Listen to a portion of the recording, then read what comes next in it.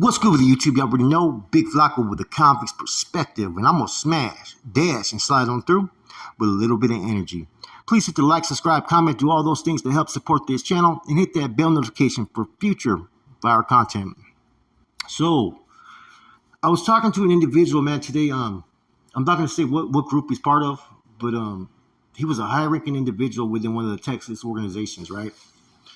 And he was there when the agreement to let the Norteños on the yard was presented, and he stated at first the Sindicatos were not really looking forward to the NF actually touching down yet. There was a little bit of resistance, right?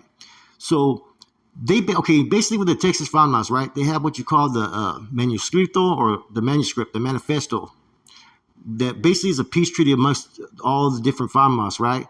At first, it originated between just the Sindicatos and the Mexikanemi, right? That was mainly towards the Barrio-Aztecas, because the Barrio-Aztecas were a growing group that was starting to wreak a lot of havoc. And you had all the other sub-factions, Raza Unida and whatnot. Now, there's been a lot of treaties that have happened along the way, but the one thing that they do every May 5th, right, now that they're in the feds, is you have all the Texas Famas, right? They look at everything that they've accomplished, that they've achieved, and that they focused on all the yards, both federal and state, and they make a decision whether they want to improve certain things, whether they want to resist relationships with certain groups, and they pretty much put everything on the table, right?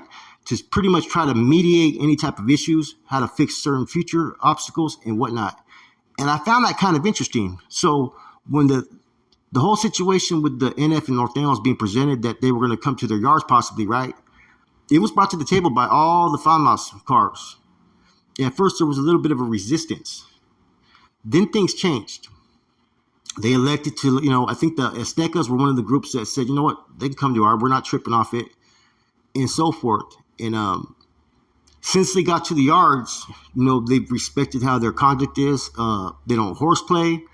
They don't try to, as far as Norteños, they respect how they're getting down. And there's a lot of respect amongst each other groups, and they don't meddle into each other's affairs unless it's necessary. There's no, they don't feel that the Texas cars don't have to sit there and correct what the NF and Norteños are doing and vice versa. Now, their headquarters is technically in Cofield, right, which is the State Department of Texas. But they have the federal, I think it's either one of the federal USPs that they have their headquarters, I was told. And the same thing applies. They have the every year they have a representative from each gang or criminal organization. They discuss everything on the 5th of May, and then they sign a document once again for the remaining year. And every year they revisit and look at every issue. Did they make a mistake? Should they make changes and whatnot? Which I thought was kind of a respectful process. I'm actually going to get a copy of one of the manifestos or manuscritos that they had when they had all the discussions. So you'd have like the Raza Unida, the Pistoleros-Etc, and Mexikanemi, all having discussions, and then they fucking outline a draft and then they all sign it, which is kind of interesting. And I think that, from my understanding, is either it was around the same time there was talks of Norteños going to their yards, or they had to do one a little bit early to address those issues. And the final issue came that they really have no issues with the NF. They've been on yards with them and coexisted in the past. And so it didn't look like it was going to be a problem. Because, see, some groups are all separated. And so that's how everything formed, right? Now, people wonder why there's been a lot of issues with the Bisas, right, in some of the Texas cars, right? Each one has a different story, right? But mainly what it came down to was a lot of the Bisas would be entering into their houses, yards that they run, whether it was in the state or feds. And what ended up happening is they'd come in there, they wouldn't have proper conduct, etiquette, and they just wanted to do what they wanted to do. And then they got pressed up on. And then this pretty much led to fucking incidents happening and whatnot. And what I've been told is some of them went and ran to the fucking, BLP and told them that, oh, yeah, they don't want us on the yards. You had an incident in USP back in the days, too, where I believe it was a TS that was killed. That was promised that he could go out there to the yard. There wouldn't be no issues and he could, pretty much conduct his program. And what ended up happening is when they got out there, they tried to press up on them. They ended up killing them. So around that time, you started to have a flurry of incidents that have happened in both the Texas Department of Corrections and the Federal Department of Corrections. And it all goes back. It all goes down to this: that when people come into a household, right, that people don't respect who the leaders are, whose household that is. It's like if you go out of county and you go to some other state, and you're North Daniel, you end up in fucking Arizona or whatnot, you're gonna respect the Arizona car that this is their fucking backyard. Now, this was what was going on with the bices in certain locations, that they were entering into households and they didn't want to comply. They had numbers, but they didn't respect whose house it was. So that's why you currently don't have any of the Texas cars, on the same yards with the bices. And see, in order for things to change, right, the green lights they have, the wars, the alliances, the treaties, they have to revisit it every year and make changes to their manuscripto or manuscript. That they've been doing this for a minute, I think all the way back to like 86. But there's been fallouts here and there. But since they've all been in the feds like the last 20 years, they pretty much have been entertaining the system in there. It's all about making money, and they can't make money if they're always at war with each other or worried about territories. Now, out of all these groups, Barrio Aztecas are pretty much, the bigger of these factions. So they have a lot of sway in the decisions that are being made.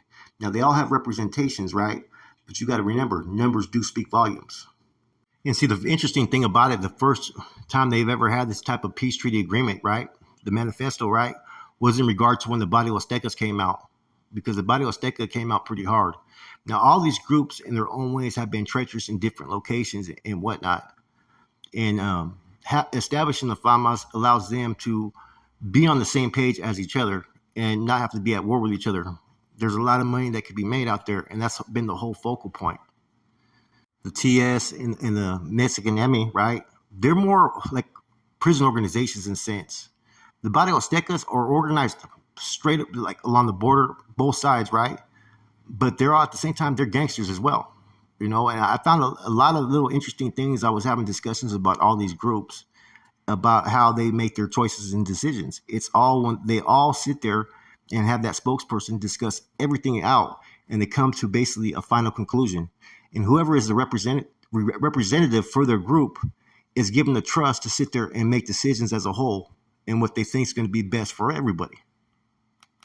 Now, some of the Texas Famas don't have no issues with Sureños, but because a lot of Tango are being on their yards, they won't put them on the same yard. They do look at Tango in a certain light. Like I said, there's good dudes within the Tango, they said, right? But there's also dudes that are not, as solid as individuals would know. I'm saying? D-Town, the first place where it all established was just people who were fucking recognizing from their hood. Now, there's no change at the current moment as far as in relationships between them and the Tango, which I kind of found interesting, that maybe you would think that they would try to make, repairments in that relationship. No, it's not happening at this time. But every year, though, Cinco de Mayo, these groups get together and they make decisions. And then every year they revisit it. This could be business. This could be territories. This could be who could be on their yards. All those are made by basically the Famas, So, yes, when I did the video with Roll, we were only speaking on the Norteños, that they felt it was okay to coexist on these yards. Mad Dog was the one that made that decision. But within the Texas fucking car, it was basically up to all the Famas, right? And basically a lot of the ones that had the sway on that whole decision, I was told, was the Barrio Aztecas. And if you notice, the NF does have a solid relationship with the Barrio Aztecas in a lot of different locations. And see, at first, it was a little bit different because there was the Cali car. Everybody would operate independently, right? Norteños, Bulldogs, and Sureños. But when there would be a major issue against any type of group, then they would come together as a Cali car to protect each other. And that was one of the concerns that they were kind of worried about in the beginning. Like, could this be an infiltration, basically? But it was different now. Since the fellas hit the feds, now they separated themselves totally from the Cali M and Sureños. And there was really no place to really put them. If they don't make this decision, right, to put them on the Texas yards and the Texas cars weren't okay with it, where else would the NF go? You know, the Texas groups are pretty fucking deep. You know, they have a huge mass of fucking individuals in the feds that pretty much rivals anybody from California. You know, at first the TS didn't even want the NF on the yard, and then now they're in the feds. Mad Dog and other individuals, they've built a solid relationship. I've been told. The way everything's been operating, there's no issues, there's no problems, man. But it wasn't just fucking one side saying it's okay.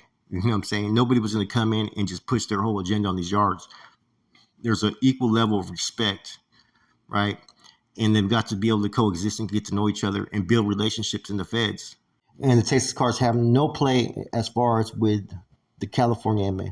Because a lot of the groups, they don't have no issues with the California MA. The Texas car did have some issues, and I was told I was right about that as far as them not using the Texas MA no more and using the Mexican MA instead. That was kind of the agreement kind of at one time. He said I was 100% accurate on that. But there's no front between the groups. The reasons why they're not on the yards is basically because of the Tango Blast, as well as some of the Texas cars can't, like the TS can't be around the Sureños. I'm going to have some more stories, right, about some of the stuff with the Texas politics coming soon. A couple of incidents, but they're going to be mainly pertaining to one particular group. You know what I'm saying? And we'll see where we go from there. Like I said, I want to mix it up. I don't want to just do all stories NF. I want to do some other ones from Texas, and MH stories as well, and any other car that's in the system, man. With that said, man, I look forward to doing some future content, man, on this subject. I'm gone.